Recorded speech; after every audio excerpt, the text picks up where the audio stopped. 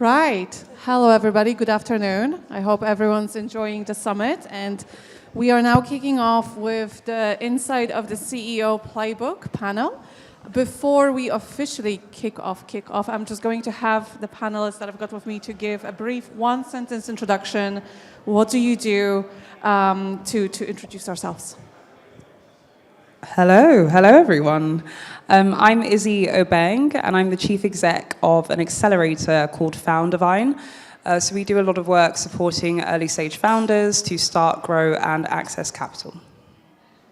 I'm Parsa. I'm the CEO of a company called Quadrivia. Before that, I built a company called Babylon. Before that, I built the Circle chain of hospitals in UK. Mario Aquino, I'm the managing partner of FutureLabs Ventures. We are an operating VC established by the former partners of McKinsey & Company.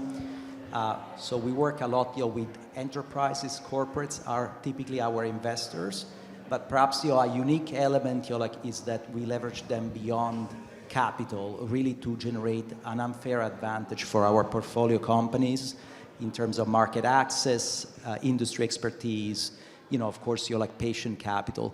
And we run both early stage as well as growth funds around specific themes: financial innovation, health and longevity, energy transition. And the focus for Europe is now really enterprise AI with a focus on deployment. Thank you. Thank you so much. And my name is Dobrzanska. I'm the head of investor relations at Tramlines Ventures, moderating this panel. And the first thing that I would like to start us off with is that it's actually a pattern that I see across many of my conversations, where the next big wave, the next big thing that is happening is that everyone is racing to figure out how to structure domain expertise into AI systems. And whilst technology is the easy part, having the domain expertise organized cleanly enough to build anything defensible on top of it is the real challenge. And the reason why I'm talking about AI on a panel about the CEO and leadership is that so much so of this domain expertise resides in the leaders' minds. It resides in the CEO's heads. Oftentimes, it is totally scattered across messy documents.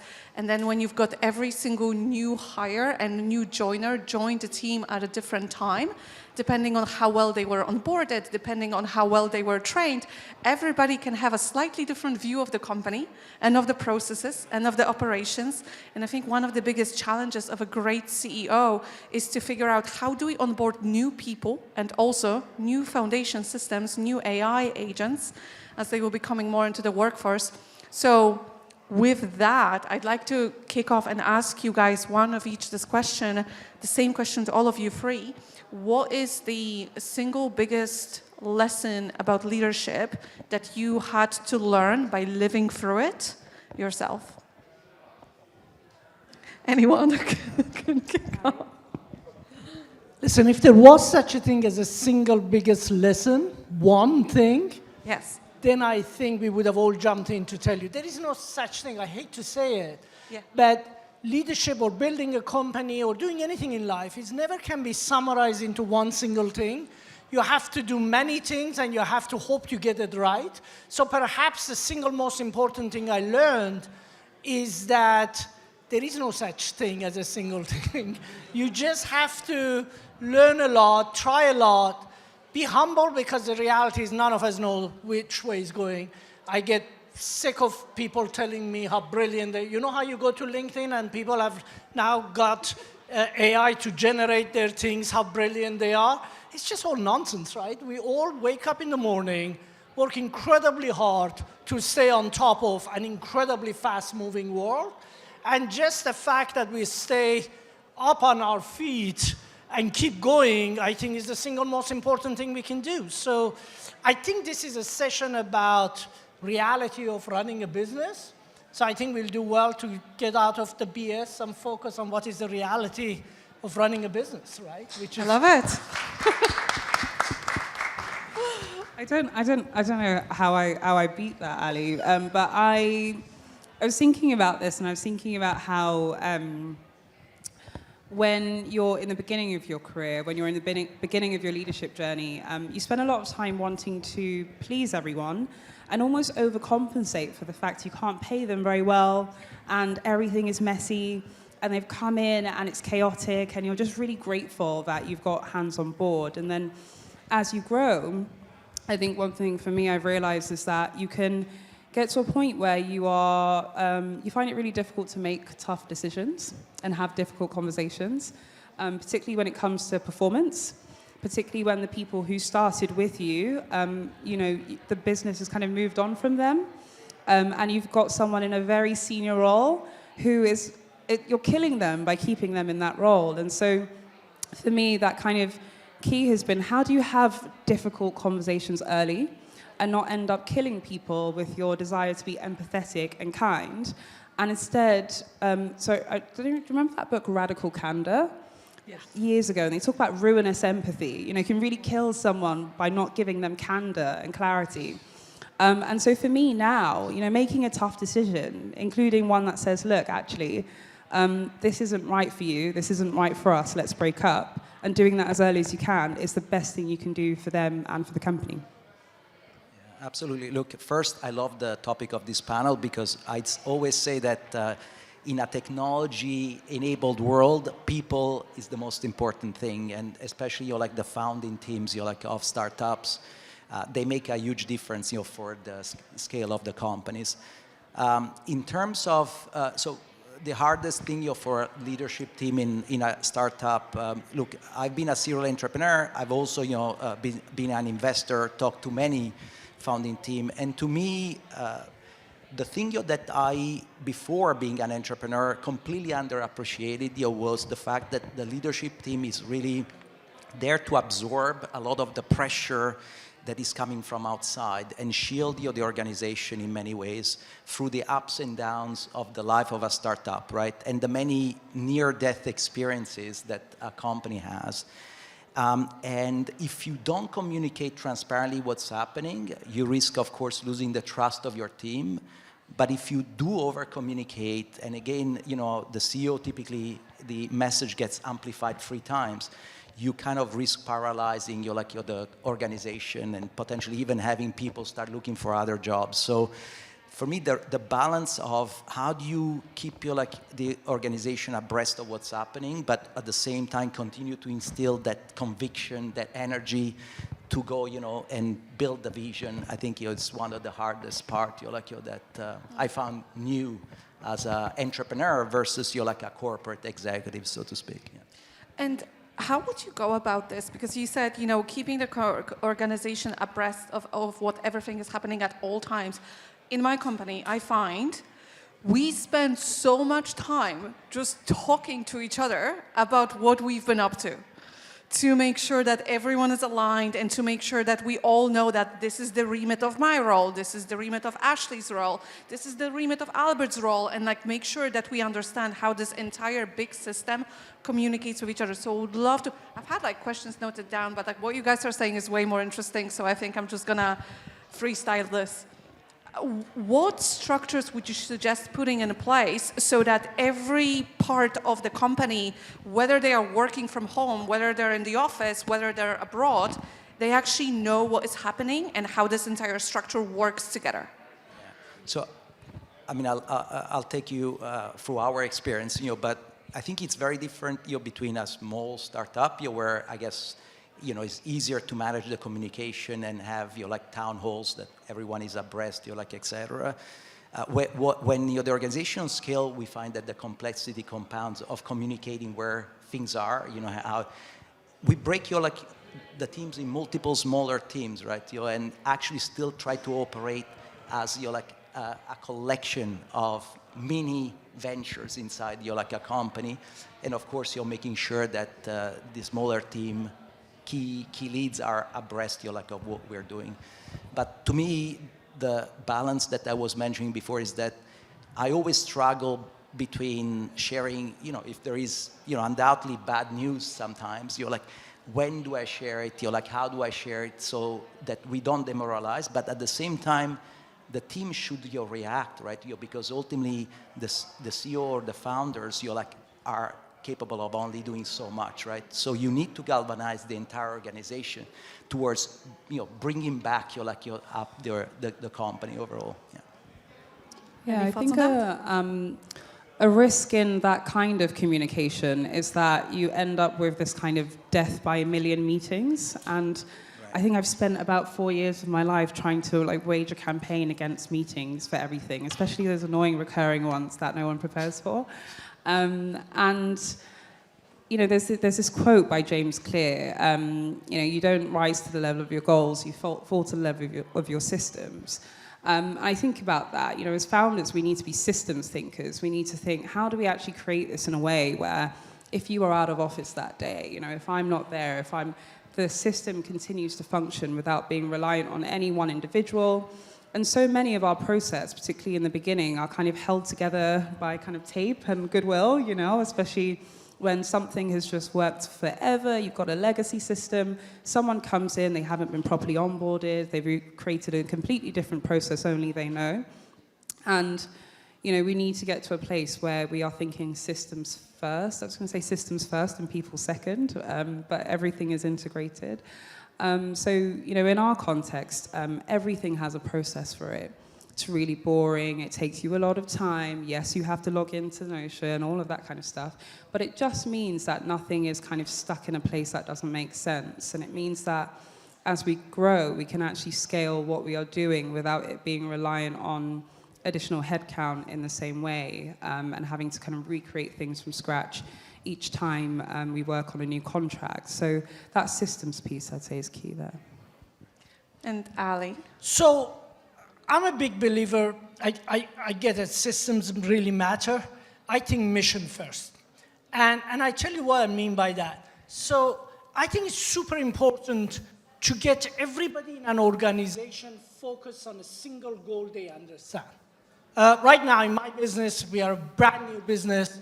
Our goal used to be get to $1 million of revenue. That's simple. Now it's get to $10 million of revenue.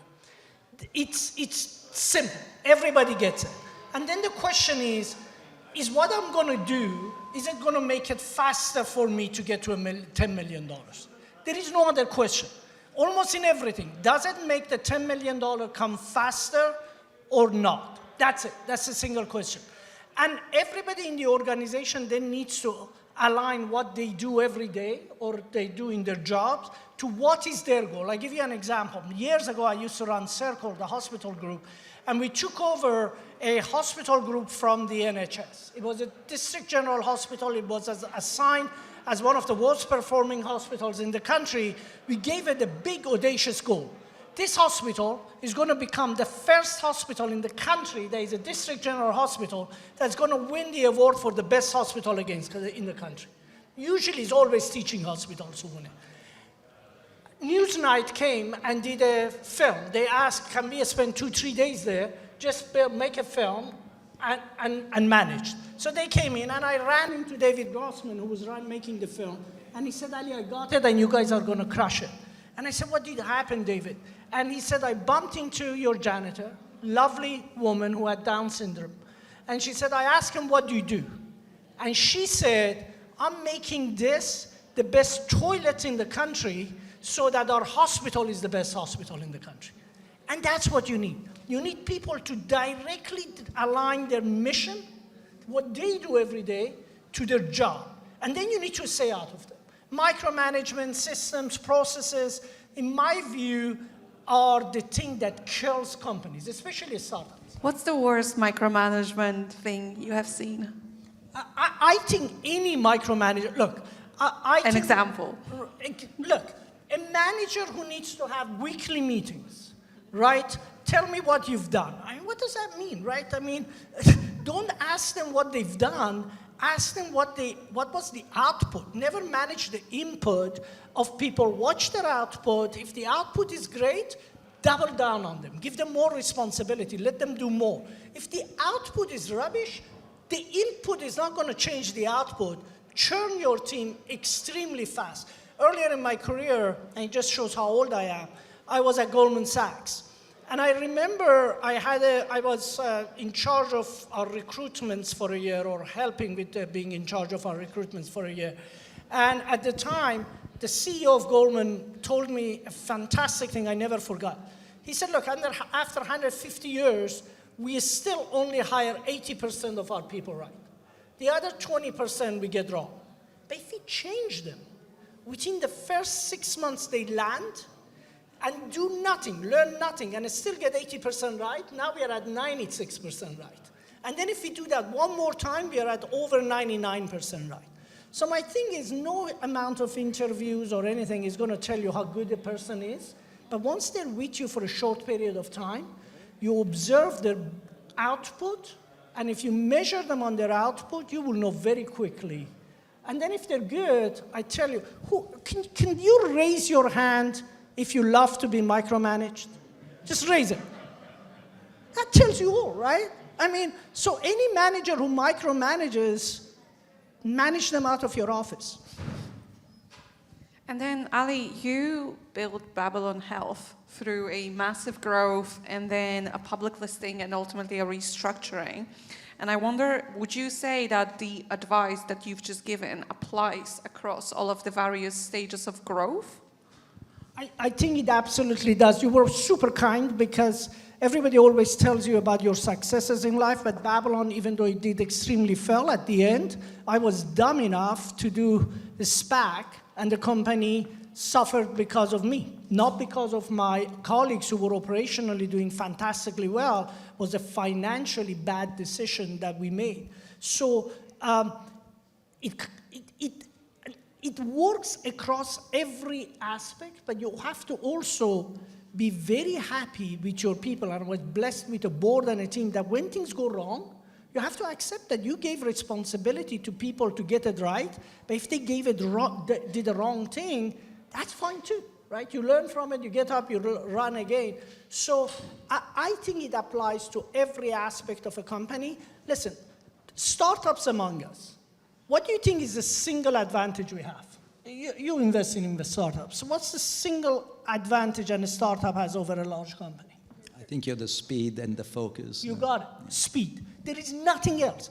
We don't hire better people. We kid ourselves. We say, oh, our people are the strongest, best. Of course they're not. They're just like any other human being, right? They don't work any harder than a big company. Believe me, when I was at Goldman, we used to work 100-hour weeks, right? There is no, I don't work as hard now, right? Nobody works as hard as things. It is about one single thing, and it's about speed. And speed happens when, what do they say? They say, if you want to go fast, go alone, right? Let your people run as fast as they can, set the direction, make sure the direction is the only thing that you're communicating all the time, the ethic, the culture, and we should come back and talk about culture. We should also talk about the kind of people you hire, because that's the most important thing. If you get the team right, then everything else follows. Amazing, thank you for that. And I've got a question for you, Izzy, because I know that at Foundervine you're working with underrepresented founders and you're working with companies that are scaling from small businesses as they grow into larger structures. And I'm wondering to specifically ask you, what would you say are some of the common pitfalls or mistakes that the CEOs are making when they're scaling from a small team to the larger team? And you've mentioned the difficulty of having difficult conversations earlier, where like my thoughts went running. So I would love to hear more from you on that. Yeah, it's an interesting journey, because often the journey we go on is from solo founder through to kind of small team and beyond. And you know, in the beginning, the CEO is everything, head of HR, finance, all of that, and then they have to gradually bring in, operators across the different functions. It goes back to what we were saying about the lack of systems in the beginning. You know, when you're starting out, you are, making it up as you go along. What do they say? Sort of flying the plane as you're building it. And people come in and they're wanting structure. You know, you bring in people who are used to more stable backgrounds, larger companies, and so you start to build out that process. And I'd say that the difference in the founders I see progressing and becoming more successful and convincing clients that they can manage their contracts and raising capital are the ones that are able to really lay the foundations in terms of process. So they bring people into stable environments and they can kind of support them in terms of growing in those environments. But even more importantly, the ones that are able to set a really, really strong vision. And I love what you said, Ali, about the janitor at the hospital. It reminds me of that the NASA quote when they kind of go into NASA and ask the janitor what he's doing, and he says he's putting a man on the moon.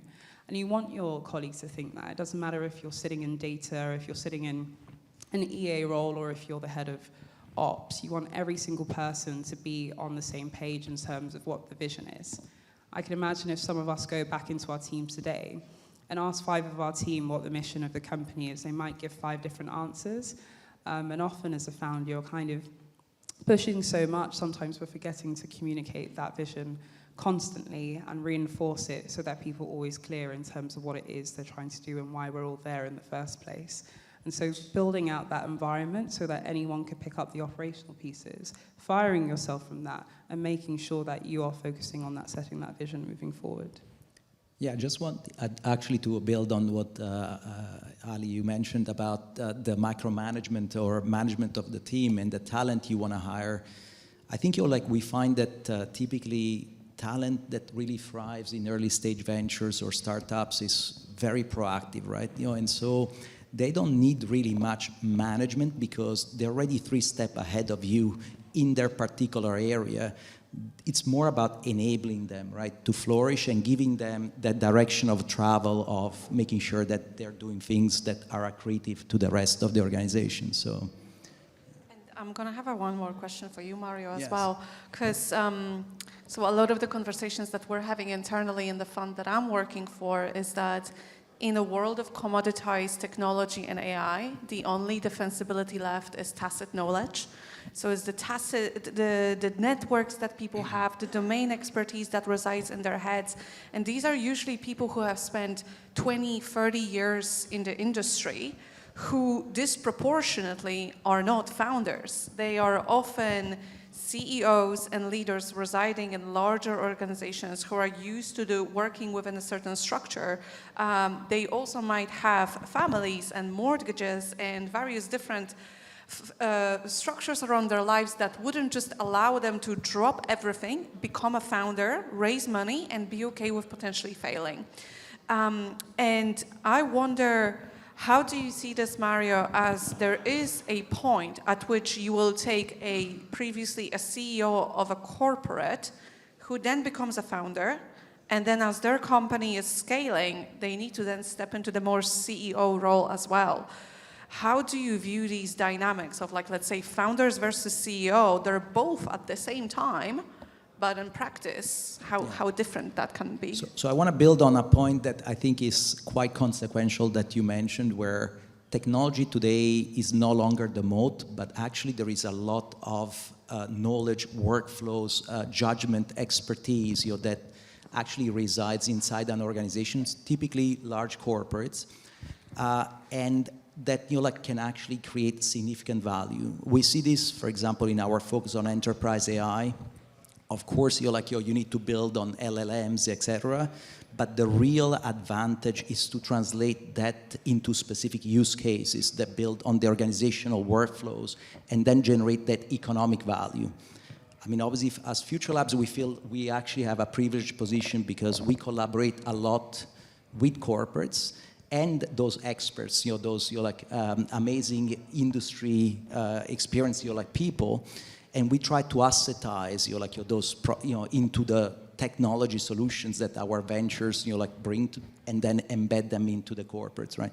So lots of value there and unique value because it's very difficult, for a startup in the wild to replicate at scale that type of, knowledge. You also asked another question, if I understand correctly, is, how do you, could corporate people make a transition into more of a entrepreneurial journey? My view is that it takes a special kind of people. So first, if you are more experienced, absolutely you can, right? And I think many of us have had corporate careers. Perhaps you were at Goldman for some time. I was in other organizations.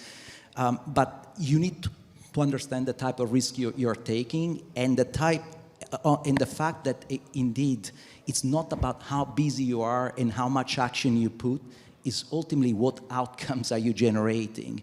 And typically many people struggle with that, right? They say, look, I'm going to work on this, and then they find that that should be remunerated, but in reality the company will fail if you don't generate revenues. And so it takes a special type of person that understands how to do it, and what real objective you want to achieve. And at the same time, we do find that maybe more mature and experienced people have a lot of incentives, because unlike younger people that perhaps have less commitments, these guys have significant commitment to their family, and so their focus is super hard to make it work and making sure that things happen. So we have backed a number of those more corporate, ex-corporate executives, entrepreneurs. Yeah. So I hate to say that because I don't want to upset anybody, but we don't hire somebody who's had a corporate job at a senior level. We just don't. And the reason is, I think that if you're a builder, especially at the senior level, you're a builder. If you're a corporate person, you're often managing a corporate. I learned that lesson really well in my first business circle. I hired somebody who was a CFO of Reuters into our business. CFO, great guy, phenomenal guy. And every time I asked him what you do, he told me what the team is doing. And I figured out this guy is just a chairman type. He tells everybody else to do what they do. So I basically took the guy that he said, Luigi's doing this or thing. I said, okay, so Luigi can run the business. I tell you something, you go there. I just think it's really important to understand. So when I hire somebody corporate, I ask them, what did you build inside that organization? If they build something, then they're a builder.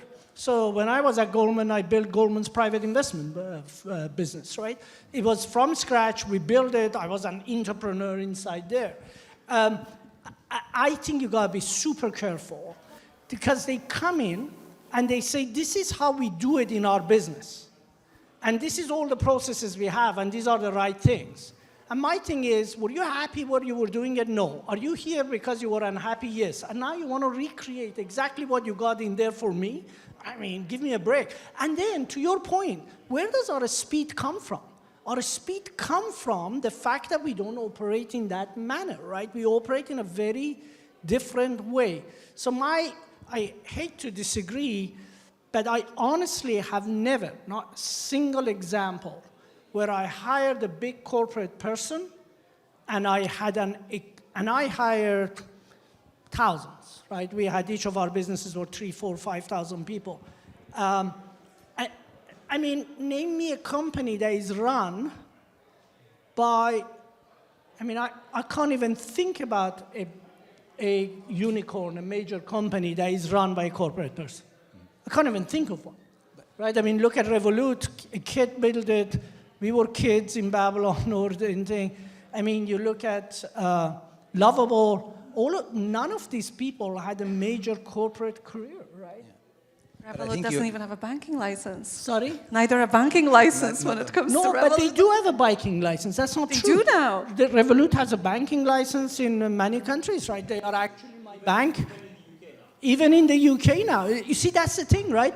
People say you need to bring the guy in the nice suit because the guy in the nice suit is going to talk to the... Now, where I do hire them, this is not being taped or anything, right? Where I do hire them is in my sales team. Because in my sales team, I want my salesperson to look like the corporation I'm selling to, right? So there it's a difference because but even then, I'm looking for a go-getting entrepreneurial type who has the network, the connection. So I don't want to insult anybody because I can't survive in a big corporation either. It's not that they're any worse, they're anything. It's just that it's a very different set of... Yeah. Thanks so but I think we do agree, but there are many people, not the majority, that have built inside your businesses, absolutely. So, but you make me laugh because one of my wrong hires, like early in my career, was in marketing, an amazing, very successful CMO. And the first question she asked me when she was coming in an early stage venture was, how big is my marketing budget? And I said, well, your marketing budget is zero. Figure it out. We raised like $500,000, and we are not a B2C company that, so, and she got stuck, like in a way that, of course, it wasn't zero, but in a way that ultimately, you need to make it work with the constraints you're given. And if you can't, I mean, there is so many things you could do with almost zero budget, like in a way, right? But certain corporate people do not have it because they want to put like the system in place and they replicate a little bit their experience, which is, of course, comfortable for them. Yeah. Amazing, amazing. So before I open to the questions from the audience, I'd like to give an opportunity to say a little bit more before the questions, because we've talked a lot about leadership and the structures and the CEO approach, but ultimately the whole reason why we're here at this event is really relationship building. So the last question I would like to ask each one of you guys is one that I like to ask in business, but also personally. And the question is, what is something about you that not that many people know, but you wish more people knew? Oh, wow. Didn't expect that one, did you? I'm going to be quite boring, but something that people may not know is that we have just opened our first permanent London home, Foundervine Spaces, in Canada Water. Thank you. So we're open to founders and anyone who's looking for a place to work from in London or to take a meeting. So please come and check us out if you are looking for space in London. And Izzy, what kind of founders this would be best suited to? It's open to anyone. I think the great thing is that we are a virtual office as well. If you're outside of London, you're looking for a space to have your business address, or if you're looking for a few meetings anytime you are in London, we'd be open to hosting you. So there are different packages depending on what you're looking for, but please check us out. Well, on my side, maybe to the same extent, look, we are very well established in Southeast Asia. We're headquartered in Singapore, but we have just almost completed raising our first European fund, UK Enterprise AI. So whomever of you that are building the next generation of enterprise AI solutions, of course, please connect. Maybe one more thing about the value of founding your teams and networking. You mentioned. I do find that today, actually, a lot of the value that people like myself bring to the table is really the network that we can mobilize. Because ultimately it's really creating that access for people. I must say that I see hundreds of amazing companies, early stage startups, etc. They all have amazing teams, a great product. But what is it that it will make them stand out versus the next 100? I think it's really that access, and creating that access, it's an advantage that we try to capitalize significantly and try to not replicate the odds of a typical venture capital firm that is 1 in 100, but really for us is that corporate access. We speak to CEOs of leading corporations, and then we try to really create that programmatic adoption that makes that difference. So when that happens right, it just pivots the return and risk profile of any startup for us. So. Ali? I'm so glad I didn't go first on this one because I completely misunderstood your question. I thought, why is it about me personally? I would love to know that. We made it corporate. I'd love to know that. You're not a karaoke. Yes. I was just sitting here thinking, because if all of the people in the room were to send you a connection request LinkedIn note, no, I was just thinking that if I share all my diseases, would they just run away quickly? I mean, what do I want? But listen, Professionally, Please tell us. no, professionally, because the thing that I don't think many people know about us, and it kind of for those of you who are building AI, it's really interesting, is when I first started building AI in healthcare, I kind of thought, oh my gosh, why are we going to do that everybody else wouldn't do? And what I discovered very quickly is something my father used to tell me, which is never take an easy path, because easy paths lead to very busy destinations. And it was very true. And when you look at AI, look at most AI you use, most, think about most. They're all co-pilots. Even Claude, as fantastic as it is, you work on it, and then it suggests the answers, but you still have to go and fix it and then iterate on it, vast majority. We set out to build an autonomous AI with no human supervision that can do the repetitive tasks for doctors directly with patients in real time. Think about this. So you can't say, I get this 99% of the time right, because if you do 100,000 calls a day, 1,000 calls is a lot of calls that can go wrong. So the thing I wish more people knew about us is how dumb we were to take a goal that hard, and how all AI, and now I'm lucky because we've done it, I can talk about it, but every day I was sitting there thinking, couldn't we just do some scribing nonsense like everybody else does, something easy? But now that we just published the 20,000 people, real human beings, test that it showed its AI actually performs the same way a clinician would perform, I can talk about it. So that's one thing I wish everybody understands, which is we all say AI as if they're all the same. But AI is going to replace a lot of the jobs we do. And we as human beings do very, very different jobs. And therefore, the AIs are going to be very, very different, and they're not all going to be the same. So if you're building one, don't build the receptionist, build the CEO or the doctor or the lawyer, whoever it is, that is very hard to do. Perfect. Thank you so much. We're almost at time now, so I would take just one or two questions from the audience. I've seen this hand first. Hi, thank you, Kevin, from Execution Capital. I'm latching on one of the points that was mentioned earlier, which is about the experience and the maturity of the businesses. As an investor, the critical path I see is that founders are usually not great CEOs, and obviously I'm very curious to take your observation on how you help a founder to actually let go and then pass on the flambeau to someone else. I'm going to disagree with you on this. Sorry about that. It's not just you. So many European VCs think the same way, and it's just wrong. And I tell you what, look at every single company that you know that has done really well. It's actually, you were in McKinsey, there's a McKinsey study that shows that a company that is gone through its growth stage with a founder from the beginning outperforms by 8% IRR the company that brought the supposedly CEO type in. Look at Nick at Revolut. Look at Andre at Love. You name them all, right?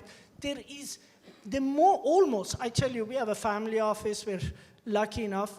We disinvest all our private investments the moment the founder leaves. We just take it out. We cash in, we leave out. I cannot think of a single example where you took the guy who went from 0 to 1, 1 to 10, 10 to a thing, out, and that company did better. The only example I can think of probably is Microsoft and the Satya, but it did really badly with Bill Rift, and then it just did very well. So I couldn't disagree more. Because, and I tell you why that is a really bad idea, because when you go into it with that mentality, your founder knows from day one he can't trust you because you're going to throw him out of a job, right? And what they're building is not a company.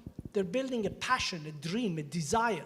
You actually want that founder to think that I'm going to support you with whoever else you need underneath you, but I'm not going to replace you, because you create an antagonism between you guys you don't need. So I think the way we think about it is that the transition is to be managed properly, because clearly what made you successful so far may not be the same. As the company scales, the complexity frankly compounds, right? It's not just linear. So I think it's really the way we try to make that journey easier is by complementing that CEO or founder, initial founding team, with a series of other people that actually can complement, extend, advise.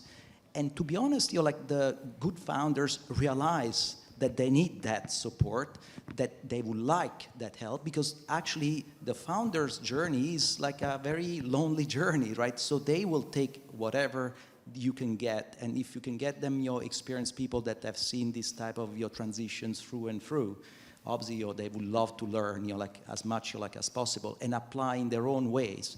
So we try to make that transition easier by using the talent that we have.